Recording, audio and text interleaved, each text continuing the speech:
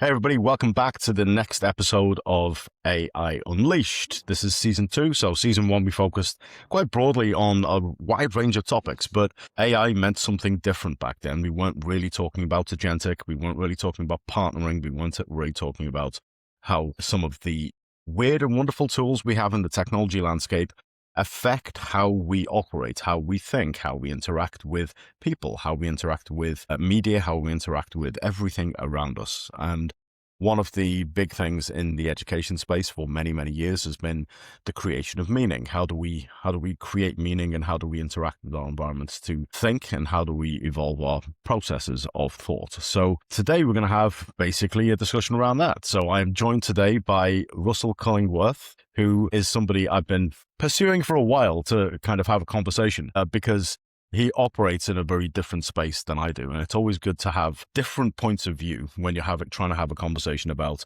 the world around us. So Russell, thank you so much for being here today. Would you like to introduce yourself to the listeners? Thanks, Ashwin. Yeah, my current focus really has been on professional learning and development. Before that, I was actually an accountant for 25 years. Misfit, but that's another story. I did teach emotional intelligence for 8 years, in-person workshops. That was from like 2010 to 2018. That was when online learning was emerging, and so that's how I got into it. I started creating online, but the emergence of AI has aside from COVID was the first huge impact that turned the learning and development industry on its head and changed the world of learning. Online learning accelerated 20 years in 1 or 2 years. And now it's AI, and the learning and development industry are in a spin because AI is coming for their jobs. So my work has been, we were very affected by COVID, but we're equally affected by AI in our work. And so I've been looking at this relationship between education and learning and AI, because AI certainly doesn't have all the answers. In fact, I think it might create more problems than it solves in some ways. So we can talk a bit more about that. Absolutely. So there's quite a wide range of things there already. Let's talk a little bit around impact. So you talked about impact on, the learning community. We might be losing jobs, et cetera, et cetera. And I have views on that relate to the distribution of capability. So I do think that we've had a lot of influx of people into the industry because it was a boom industry during COVID. Everybody That's wanted right. to do digital. And whenever you have an influx of folks, sometimes the capability is amazing, sometimes, frankly, it isn't. And we see a correction in that space where we're losing a lot of jobs to quote unquote AI, but frankly, a lot of those jobs needed to go anyway. So it's not really an AI question. It's just a question of, did we really need that stuff? But that's one impact. We have other impacts on learning, and we don't just have to talk about corporate learning. We have the individual capability to cognitively develop and all of these other things which we can term learning. But let's start on this question of impact. Where do you see the biggest impact from AI on people, whether it's organization or society? Yeah. The concern I have is we are purpose driven, and growth minded individuals. For a human brain to be healthy, I think it needs continuous challenge, learning, development, Stimulus. problem solving. It's just like, I often compare it to being at the gym for your body. Your body needs regular exercise to stay healthy. So does your brain. And otherwise you have what's called cognitive atrophy, where our brains start to become lumps of gray matter. So, farming out of our thinking is where the concern is. I think personally, for decades we've been teaching people to think less, and we've been spoon feeding information which doesn't cause people to think. It just causes them to process information in a very robotic way. And that's using our conscious mind, which is a very small part of our brain. And so we've been deprogramming, and, great speakers like Sir Ken Robinson in education have highlighted the gaps in education of tapping into human brain potential, which is the subconscious brain. So we can talk more about that. But, AI is really, I find it in myself, encouraging me not to think and write and create and farm that out. And, I'll think of an article I want to write. I'll start writing it. I'll use AI for some guidance. And then I look at the paragraph it's written and I'm like so tempted to cut and paste that because I feel like I couldn't write it better, but I probably could in a much more human to human voice. But it's so tempting just to like not even think it through or just cut and paste it. I've done it and I've regretted it. But yeah, so, that decline, I think it's encouraging, cognitive atrophy, which then makes people dumber, really, is the concern. So the draconian old school kind of fighter in me would say, so what? It depends on how you use it, right? Now, I use AI for most of my daily work, but I do not use it in the way that you described. I will have my idea, I'll articulate my idea in great detail, and I will say, well, this is the idea, this needs to be logged, we need to evolve the idea potentially, we need to add these handful of things, and I'll be very prescriptive about what I want because it's my idea. And I'll use AI for script checking, for, things like that. But I use it to evolve what my ideas are, but I also use it for daily work and I use it for learning things. And when I say I'm talking about consoles, web-based interfaces, desktop apps, things like Claude, things like Gemini. And a lot of what we do is building workflows and looking at dissecting processes. So I don't use it in the ways that cause my cognitive decline, because one of my USPs, of course, is my cognition. To some degree, I think, well, if you're going to go out there and be lazy and use the tools that you have to think less, that's on you. Good luck. You will decline, and I will prosper, and you will fail. So there's that kind of, fairly old school mentality in me that just says, if that's the way you want to treat your brain, then go for it.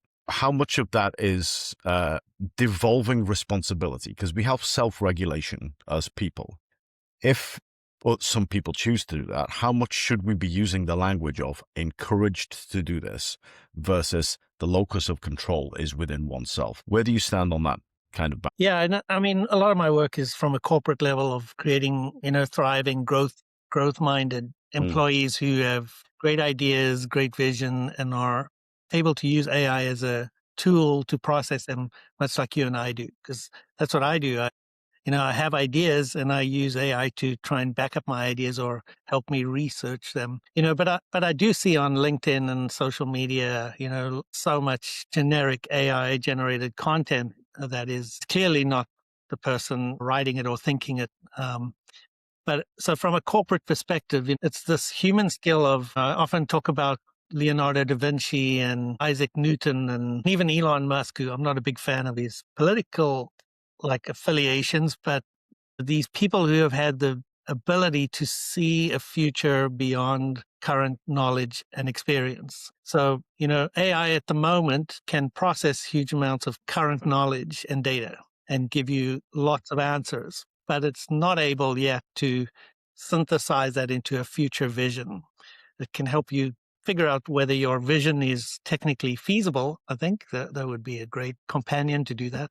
But this ability to exercise judgment, critical thinking, and visioning are very human skills that I think companies in particular need to nurture in their people. Those not give away, not teach them just to think. I think, if you think of it, remember, I don't know if you're old enough, I am, but in the 80s and 90s, I watched industry computerize, and I watched us adopt PC computers. I was an accountant at the time. I worked for Pricewaterhouse, and everybody it's very similar to what AI is doing now. Companies were investing heavily in training employees and getting computers for everyone, getting everybody translating their data from manual books into computers. But in the end, it didn't create a strategic advantage for anybody because everybody just went whoop, and the workload for everybody went from here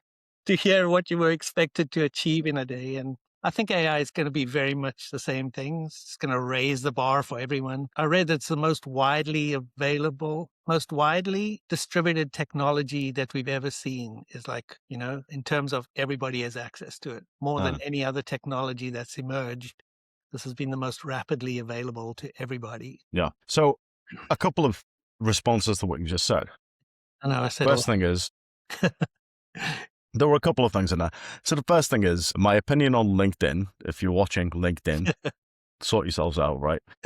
LinkedIn seems to have become, and by design, I think this is by design, by LinkedIn's algorithmic design, that it seems to have become like the last bastion of mediocrity where ideas go to die. And that's partially because everybody's posting garbage all the time.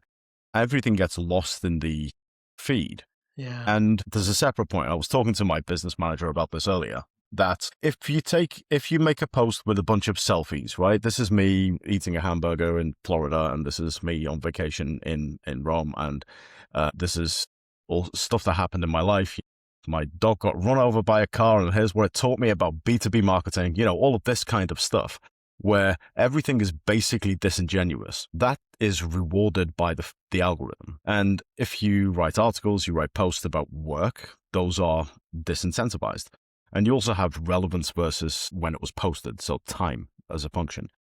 It's defaulted to relevance, which means you're now at the mercy of their algorithm, and you're not necessarily, the newest stuff isn't coming up unless you go and tweak that in the features. And most people just don't know about this because it was rolled out in secret.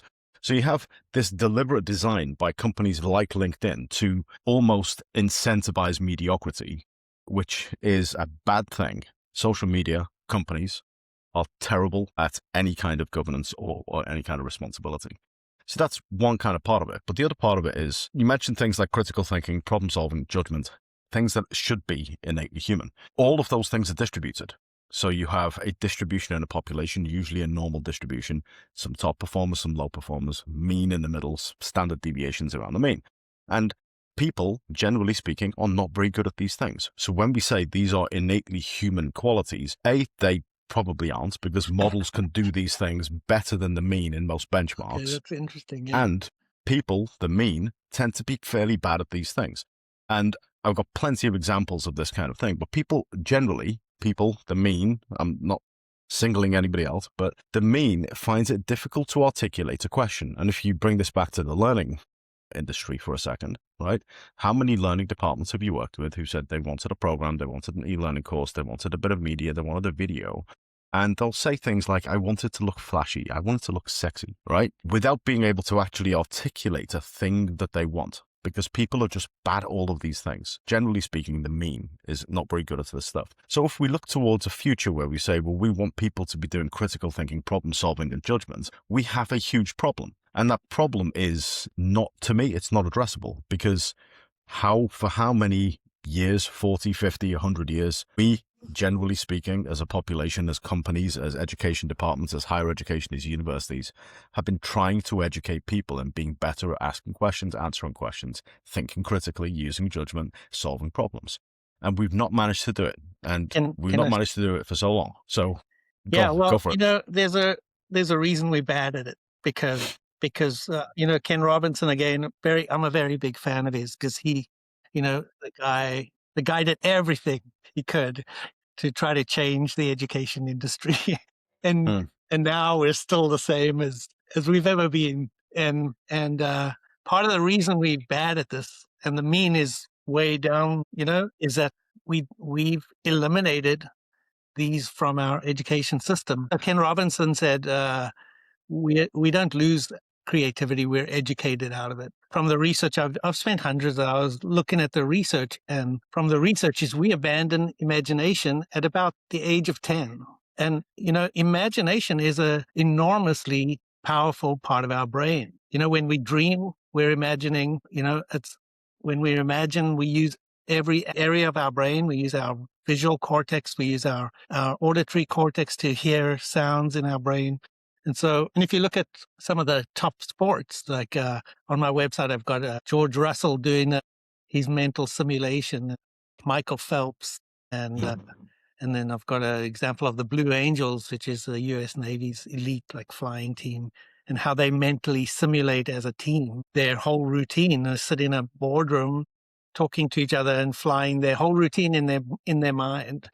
And so these are the examples we have around us of the absolute power of this, but we don't, like I said, we spoon feed the information and the visuals and everything, and people just sit there like zombies. I call it passive consumption. They just sit and watch it, and then I often also talk about Netflix and some of these. I kind of laugh because we'll watch a whole series, 5 seasons of a show, and then I'll come back a year later. I can't even remember if I've watched it or not. And so it's like, these things we think they're awesome, but they're actually just forgettable. They're very forgettable. They're entertaining while we sit there like zombies watching, but after that, it's gone. And that's because we haven't participated cognitively in that activity. And that's where we're separate from it, and we're not, and so that's where my work is going. So let me ask you about because I agree with you that we need to engage cognitively in whatever we're doing. Otherwise, we can't possibly claim to be engaged with it or contribute to it in any way. But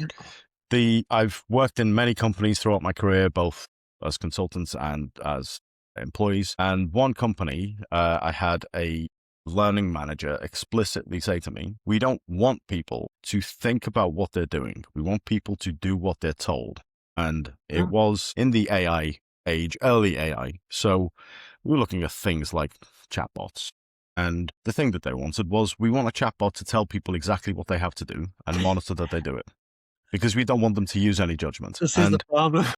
Well, so to bounce that back, do we want people to be thinking about what we're doing? Because we've heard the line many times, and I'm not deliberately being political here, but we've heard the line many times that we don't want people to question what they're told to do. We just want people to go and do it. And this is true in companies, and it's true in nations, and it's true throughout the world. So how much do we actually want this ability to scrutinize and think critically? That's a great question, because there's a funny show in the 80s called Malcolm in the Middle. I don't know if you've seen it. Oh, yeah. It's actually got a remake, but in one of the episodes back in the 90s, I think it's where Malcolm's brother Reese joins the military, and he realizes he just has to not think. And so he becomes the ideal soldier because he doesn't think for himself. He just does whatever he's told. And he kind of abandons the responsibility for thinking, which turns out pretty funny. But I think that's a very good point. Actually, as we were talking, Ashwin, I just realized that one of the reasons I think AI might be so compelling and exciting for the whole, for the people who are engaged in it, is that we're cognitively active in the interaction with AI. So we're asking it the questions we want. We're exploring pathways that are interesting to us, so we can, if it throws out something, and it always does, right? Gives you a suggestion of what's next. And we're a part of that process, which is far more exciting than watching a 2-hour video course, right? Or with an AI avatar. Just shoot me if I have to sit and watch an AI avatar again. Because I do not. Let's talk about that for a second. That's I get bored in 3 minutes watching a human speaker, and so so watching an AI avatar is just death for me. They're terrible. I was at a conference last year, middle last year. I was due to be on stage, and they had basically three keynotes through the day. First guy who was a keynote was one of these people who I will say is a pure keynote speaker. His job is to entertain. He doesn't know anything about the AI space, and really he doesn't have to. But as with every other speaker in the world, they're now talking about AI. So Tony Robbins is doing an AI expo. Like, what the hell does that guy know about anything, right? He's a motivational speaker. Fine, he's a good speaker. But so this guy was there, and we were doing sound check. So I'm talking to the sound guy, and they're miking me up, and we're doing all of this. And one of the organizers was there, and I had my back to the stage where this guy was doing his sound check. And he was going through his presentation. It was the day before the show. And I said, flippantly, I was talking to the organizer, and I was saying, you know what? There's a couple of different kinds of speakers on the circuit, right? And, the ones who don't really know anything, they will be saying, well, look, here's an avatar of me. Look how amazing it is. Look, doesn't it look exactly like me? Doesn't it sound exactly like me? Without making any further points. Sometimes it's legitimate to talk about it in the context of an automation or something. But, the whole, here's an avatar, look at it, isn't it amazing kind of view. Saying this to her with my back to the stage, this guy has his avatar up on the screen. So she started laughing, and I'm like, why is she laughing? What's she laughing about? And it's so telling for me on the conference circuit that these folks will just go, look, avatar, shiny. And everyone's like, trained seals clapping. And it's almost become a meme of itself that if I see a speaker put an avatar of themselves on screen, it's a signal to me that they don't know what they're talking about. And then I look at the audience and they're all like clapping and, whatever. And I think, okay, this is the level now I need to pitch this at. It needs to be as low as possible because I'm looking at people who think the shiny thing is interesting. So avatars, cannot stand them. Yeah. What do you think? I think it's going to last 5 minutes before it gets old. I think it's already getting old. From what I've seen, I mean, like I said, the reason we started in 2016, we were the first company in the world to do audio only learning using storytelling and scenarios. I knew that if it was going to be audio, it had to be good audio. It didn't want to be audio lecture. So we created scenarios with voice actors and storytelling. That was when everybody was going online into online courses. And I mean, the reason I started an audio one is because I did an online course with University of British Columbia here. And it was a marketing course. And I hated it because I just sit and watch the instructors, and then for 95% of the time they were just standing there talking at me, and that was bad, and I hated it. That's why I did audio. But now we're making it even worse because instead of a person, it's an avatar. And I recently had to do a life-saving course for our local healthcare because I'm a volunteer, and they were AI avatars with their hands going, and it was about 2 hours of watching this. It was just like, and one thing about LinkedIn, I like LinkedIn posts, and one guy posted, and sometimes you find these gems, and there was a guy posting about seriously considering whether he would rather quit his job than go through this training that was mandatory, and this is the pain we put people through, and we say, it's good enough. And I don't think it's good enough. In my book, my first chapter in my book is called Learn to Imagine. My first chapter is They Deserve Better, which is about conversation with the human resource officer and the CEO. And the CEO says, this is not good enough. Our people deserve better. And I think that is true for the learning industry, at least. Don't shove AI generated avatars and cut and paste scripts and boom, you got a course that's, it's going to kill people. No, I'm not serious. Well, let's take it to the other extreme because, I agree there's a lot of, and this isn't an AI point, this is just a learning industry point, that there's a lot of low quality stuff produced. And too much of it, Yeah. I remember when Articulate, whatever it was, some version of Articulate where they went into the cloud for the first time, and they were circulating this to everybody can now make their own e-learning. Look at this. Isn't it amazing? And I was looking at a lot of e-learning produced, which was basically text on a screen, like the worst PowerPoint you can ever think of. Just here's some bullet points. There's an X button. And everyone was like, isn't it amazing? These ones. Right. Isn't this amazing? This is groundbreaking. This is the best thing ever. We can now make thousands of courses and everyone would make them mandatory. Everybody has to do them. So we've had this attitude for a long, long time. But the counterpoint is, how do we scale the need to give a message? And I don't agree with the C word, compliance. Right? Half of the industry pretty much will die on this hill, which is, this is the reason for learning departments. We got to make mandatory courses so people go through them for compliance reasons. I don't agree with compliance because why are we telling people what to do like robots? I mean, it goes against the judgment idea. But in that space, how do we scale that if what we're doing is face-to-face stuff? Yeah, we've done a fair amount of compliance, actually, ethics, regulatory and compliance work. But imagine this. So imagine, you've got so one of our favorites was this, we work with the Greater Vancouver Realtors here in Vancouver, and they have a 50-page rule book called the Rules of Cooperation, which dictates how our realtors work with each other. Boring as hell. They sent me the previous course and said, can you do something with this? And so we created a reality show called Realtor Reality with the bad realtor, Julie. And she goes around and we act out these scenarios where she's screwing over other realtors and she's doing all these bad things. And, imagine driving in your car, listening to Julie's story acted out. While you're listening, your brain is creating a picture of Julie and it's creating a picture of the other realtor.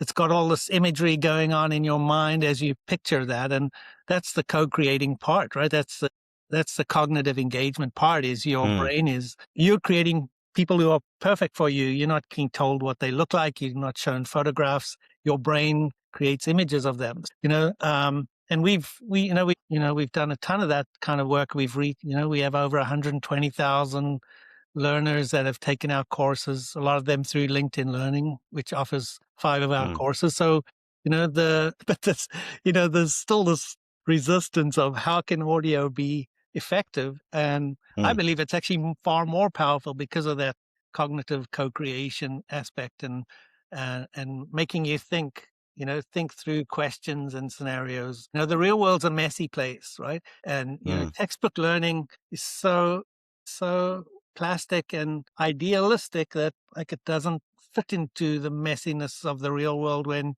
you do active listening and then you try your active listening techniques and then people are like, well, F off. I'm not interested in your textbook approach to active listening, So when you listen to that played out in real world messy scenarios, it's far more entertaining and fun, like serious learning, like mandatory safety, compliance can also be fun. It doesn't have to be deadly boring just because it's serious. Serious can still be fun because the real world is a funny place.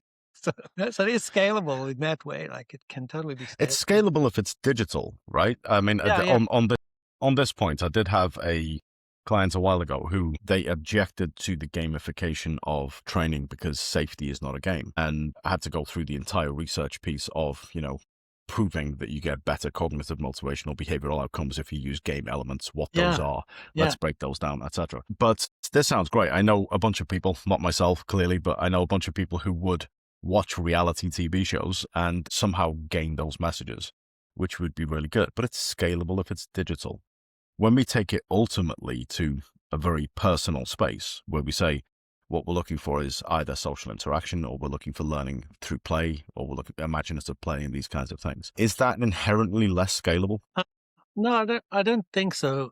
One thing I wanted to say about digital and being personal, one of the things about audio, and we learned this very early back in 2017, is that it actually is the ultimate personal experience because we try to teach our instructors at the time, like, you're really talking to one person. And so when you're listening through your headphones, and I think this is why podcasts are so huge where, people feel like Joe Rogan's talking directly to them, is it's a very personal experience. And if you can craft your dialogue that you're not lecturing the person, but you're having a personal conversation with them in their car or on their headphones, it's really powerful. I think there are, I still believe in-person classroom is the most powerful way to teach, but it also can evolve to cognitive engagement. I think that's a really key component we're missing, since, for the last, like I said, 100 years or so, probably going back before that is,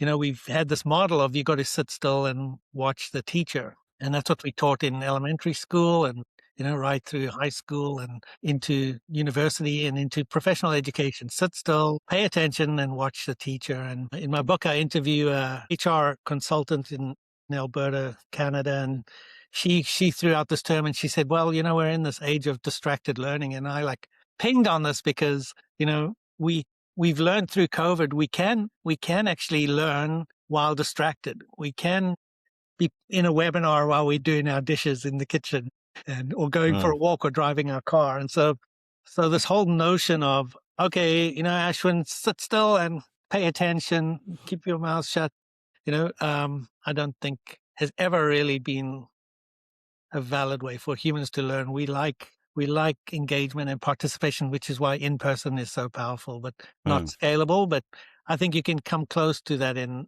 digital by being real, telling real stories, getting people's minds involved and asking questions, having people think through the answers without looking at a slide to distract them or, yeah.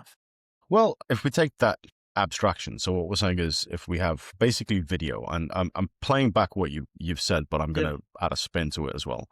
So if we have video, we're being explicit, we're showing everything, right? So you don't have to imagine anything. You don't have to imagine what the colors of the buildings Yeah. are, what the how fast the cars are going, what the people look like. You don't need to because it's there in front of you. When you move to audio, you need to engage some part of your brain in imagining what that world, what it looks like, who the characters are, etc. Let's take it to the nth degree, because the nth degree, of course, is I'm a scientist. How I've learned for most of my life is reading materials, reading books, reading articles. Everything else, you have to figure it out. And we don't seem to do that anymore. Why don't we do that? Yeah, I think we are taught to be lazy, which is why you have that big mean in the middle there that you said are, not Mm, are not exercising creativity, critical thinking, or judgment because they don't have to.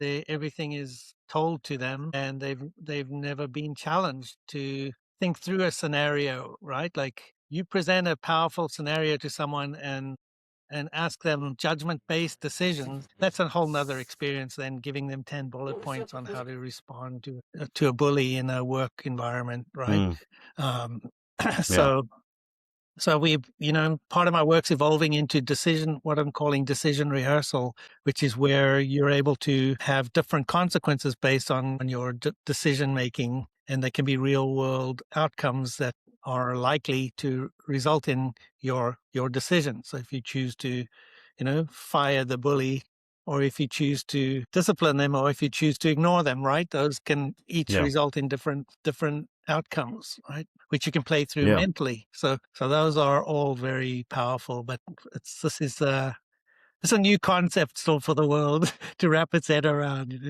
in the age of AI. Well, it's new in the corporate space, and I'll Yeah, come to let's yeah, pivot to the corporate space for a yeah. second, because I think two observations. So first of all, the story I was going to tell, which is a few weeks ago, I did go to one of these jury experiences where there's a bunch of actors on stage. You go to a theater, bunch of actors on stage, and they are playing out a mock trial, and they're presenting evidence, and you've got effectively a mentimeter, right? And they'll put up on the slide, do you think this evidence should be admitted or not? Do we want to ask these questions of the witness or not?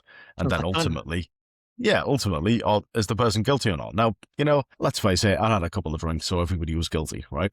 That's just the way it went. But that was an in-person experience for an hour, which involved scenario, involved role play, and ultimately involved some kind of decision making at the end. So we have these kinds of things in the consumer space, which brings me to the corporate space. And the corporate space, back to what I was saying about reading books. I think my experience of the learning industry is that the learning industry is basically too scared to suggest to stakeholders that why don't you just let everybody read this stuff? We got to do some kind of fancy stuff, some games. We got to put some cartoons in there. We got to put a whiteboard animation in there because we bought the tool and we got to use it. And, all of these things make the nature of corporate learning a cookie cutter kind of boring experience.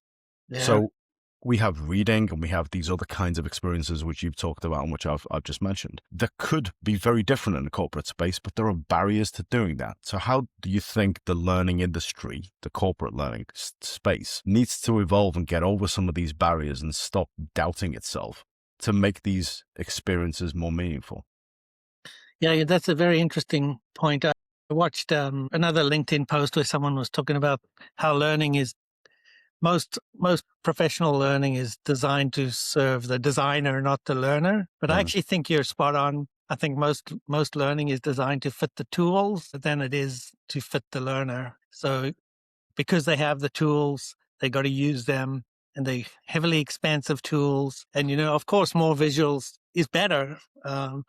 And people will spend hundreds of thousands of dollars creating courses that are, and gamification's another one. I worked briefly for a company, and they'd spent hundreds of thousands creating this gamification, and most of the feedback was that it was insulting to the learners. They felt like mm, little babies having to click around and a wasted time, and it was just not, unless you're going to do like a EA level, gaming interaction. Adults don't respond well to like it's such a difficult balance to get right.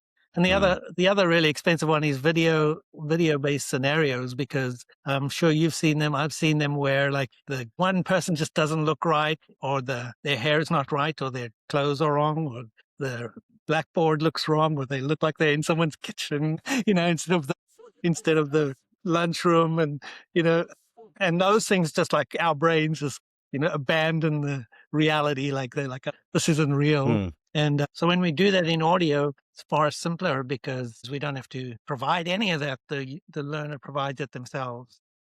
Excuse me. So I mean, yeah. the other part of this is that I did a couple of implementations of gamification platforms at some point. I'm more on the platform implementation side than anything else, but I did a couple of these in the past, and occasionally you get some very noisy stakeholders. We've never done this before. We're not going to do this now, right?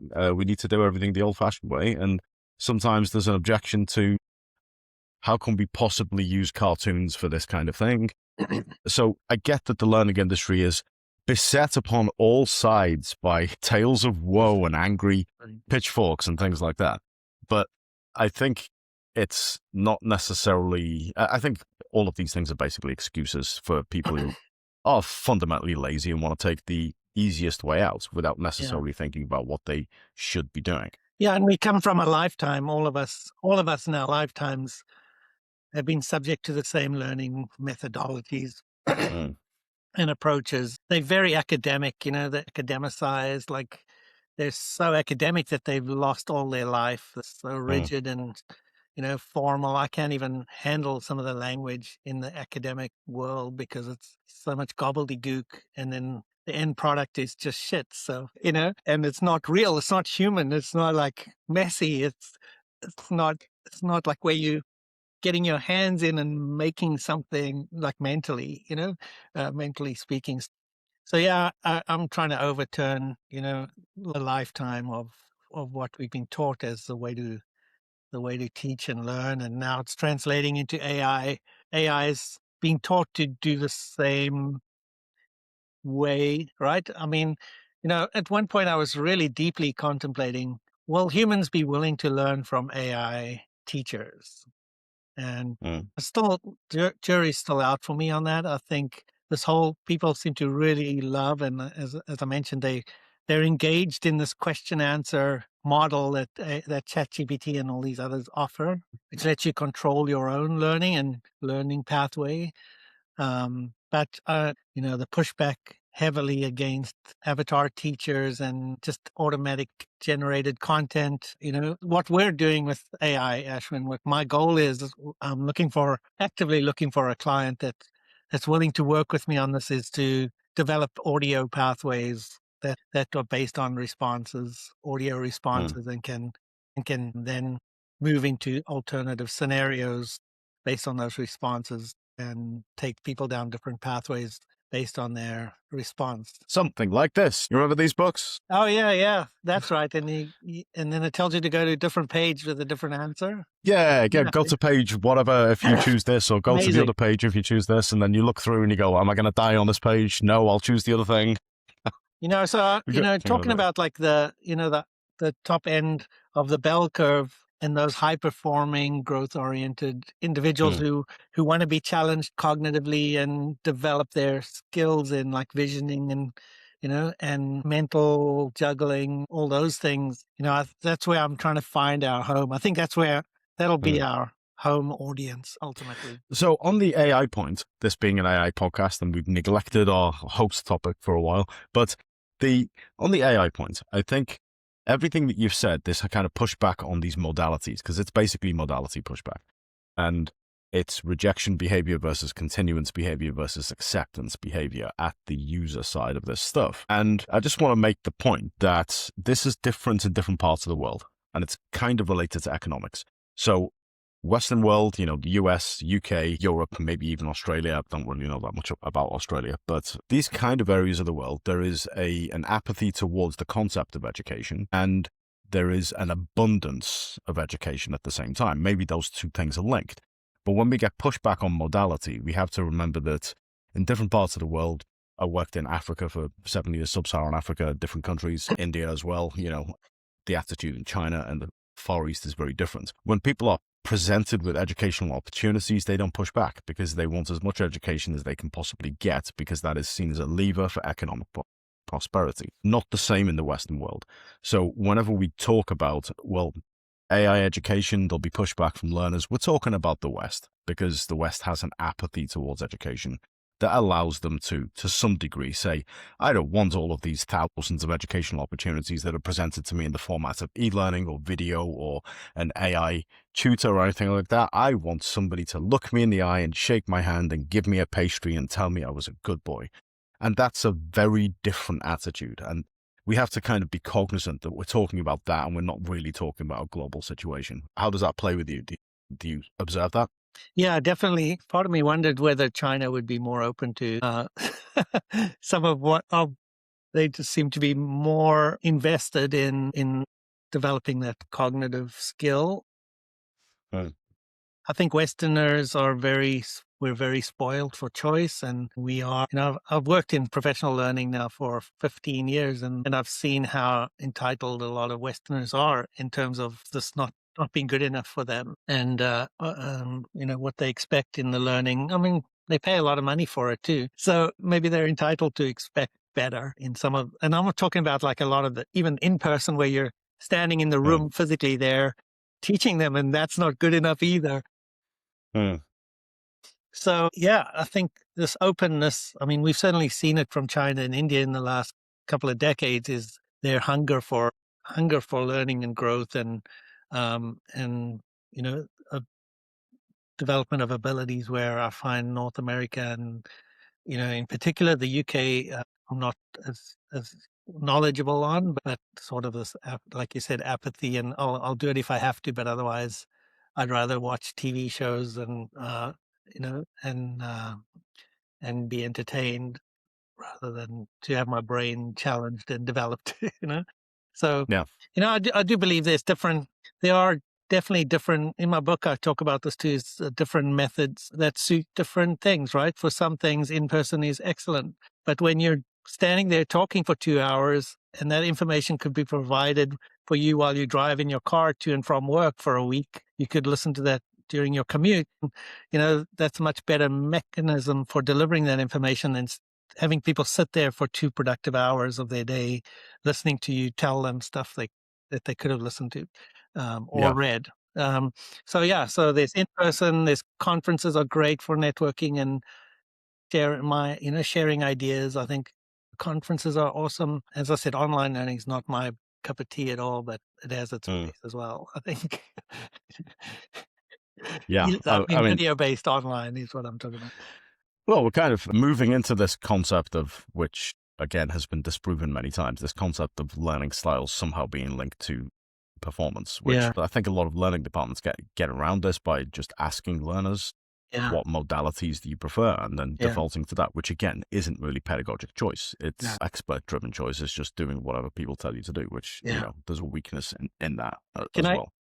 Can I get back to AI? I think it's certainly, I don't think I'm saying anything new when I say that, effective use of AI requires creativity to ask it the right questions, requires critical thinking to analyze the responses and determine whether they're hallucinogenic or whether they're bogus or whether they actually even are relevant to what you're looking for. So that critical thinking and creativity are really essential in effective use of AI, right? And also then the judgment of knowing, when and how to use that information in communicating or teaching or whatever you're using it for takes the judgment skill, right? Of is it the right way to use this information? So last question to wrap this up. Based on what you just said and what we were talking about earlier, the effective use of AI requires these things that we earlier said are distributed, and not every person can do these things. So we will have sort of swim lanes opening up fast, medium, and,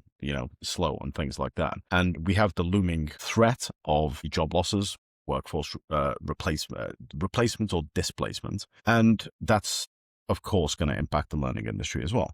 So if we have all of these things in the mix, we have the potential for high performers to excel. We have the potential for the middle to be displaced and replaced potentially, which means that we have a very different potential workforce in the future, which has economic implications and all of these other things.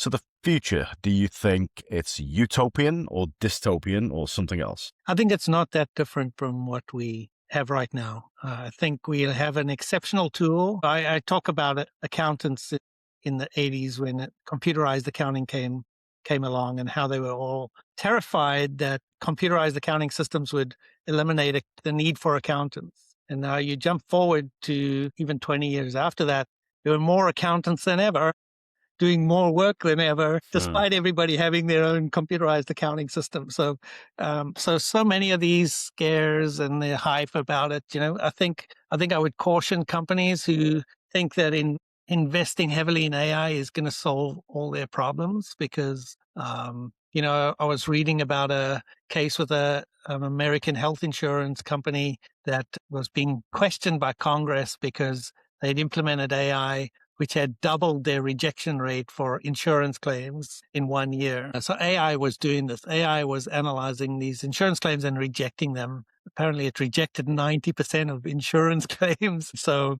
consequently, the company's facing a ton of lawsuits for these rejected claims. So, it's like buyer beware, because unless you have the skill set to work with this tool, it can do enormous amounts of damage if left to run free without the judgment, creativity, and critical thinking on how to use this effectively in our strategy, right? So I don't see a dystopian future. I mean, I will be honest. I also did a course called CPA skills that AI can't beat. CPAs are the North American version of chartered accountants. And it's a scenario based course with a auditor that goes into a big company, but she uses all her human skills to uncover a huge fraudulent scheme that's going on in the company. But she has to drive around and look at things. She has to drive to an address and find there's a fake office that's not really the supplier. So she does all these human things, which so far AI won't be able to do. AI can only really process what's online, right? So that's one thing we don't, as humans, really realize. AI can only process what's in a computerized, like, internet system. Can't currently process what's sitting on my desk over there, or what my facial expression is when you're talking to me. But the dystopian part of this becomes when those robots they're mass producing in China start getting plugged into AI and walking around amongst us, observing us and everything we're doing. That's where I start to get to the, never mind weaponized AI robots. So the robot aspect of having them amongst us, spying on everything or looking at everything and recording it as data and facial recognition, all those things, that's where the scary part comes in, I think, where, while it's contained on a computer, it's one thing, but while it's walking around with cameras, going wherever it wants to with these cameras, that's where that's where I start thinking, well, that's a whole nother level of dystopian future. So that's where I do feel, Ashwin, that these robotics and AI companies are rushing humanity headlong towards a cliff without any concern, and it's all profit driven. But I'm not sure they're really paying attention to how far away we are from that cliff. I feel like the foot's still flat on the accelerator, and they are warning, are people warning? I know Elon Musk was warning about weaponized AI and having to have an international agreement against weaponized AI. But there is that, I think that fear in all of us that this could quickly go right off the cliff, right? And where do we go? Where do we end up then? There's probably no rewinding after that, So it becomes very Terminator, Skynet future. Yeah, I mean, there are some things, if you do them, you can't really unring that bell, right? So That's there right. it is. So, Yeah. in one eye on the clock, thank you, Russell, for joining me today. It's been a really interesting discussion. Yeah. Thanks for your time. So, if you're watching this on YouTube, don't forget to like and subscribe and smash the bell button, of course. If you're watching this on Spotify or listening on Spotify, follow the channel. Most likely you're watching this on LinkedIn or Instagram and you're seeing a reel. If you're seeing a reel, of course, Russell's details and my details will be in the caption. So go forth and check out Russell's work, have a look at the book, check out his channel, And of course, the same for me. Go and look at all my stuff and go and read it all and just subscribe to everything and pay me lots of money and all of that good stuff. So until next time. Cheers. Thanks, Ashwin.